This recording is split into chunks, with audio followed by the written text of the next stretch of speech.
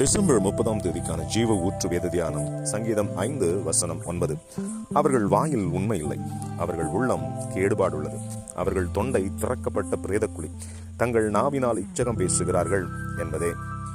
மனிதர்களில் பலருடைய வாயில் உண்மை இல்லை என்று வேதம் கூறுகிறது. ஏன் இவர்கள் வாயில் உண்மை இருப்பதில்லை என்பதை தியானிப்போம். லூக்கா 6வது அதிகாரம் 45வது வசனத்தில் இருதயத்தின் நிறைவினால் அவனவன் வாய் பேசும் என்று வேதம் கூறுகிறது.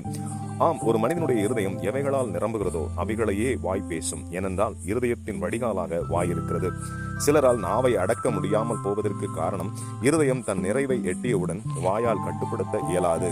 ஆகவே இவர்கள் வாயாடி என்றும் அழைக்கப்படுவார்கள். இருதயம் நன்மையானவைகளால் நிரம்புகிற போதும் தன் வாயை அடக்க இயலாது. அந்த மனிதனுடைய வாய் தன் இருதயத்தின் நிறைவாகிய நன்மைகளையே பேசும். ஆகவேதான் பவுல் அப்போஸ்தலரை கூட அப்போஸ்தலர் 17:18 கூறுகிறபடி வாயாடி என்று உலகம் அழைத்தது.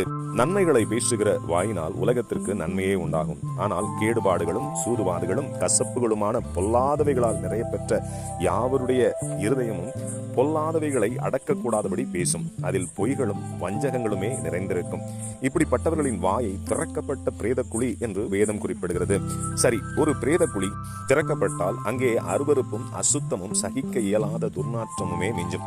கேடுபாடுகளால் நிறைந்த இருதயத்தார் பேச வாயை திறக்கிற போது மற்றவர்களுக்கு அது அசுத்தமும் அருவருப்பும் பக்கத்தில் நின்று கேட்கக்கூடாதபடி ஓடிவிடுவார்கள்.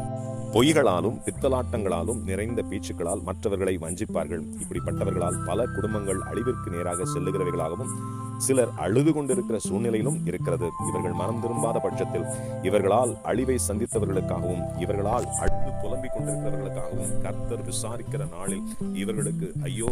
ஆகவே இப்படிப்பட்டவர்கள் ஜாக்கிரதையோடு மனம் திரும்பி தேவ இரக்கத்திற்காக கெஞ்சுங்கள். கர்த்தர் மிகுந்த இரக்கம் உள்ளவர் அல்லவா. ஆமேன். அல்லேலூயா.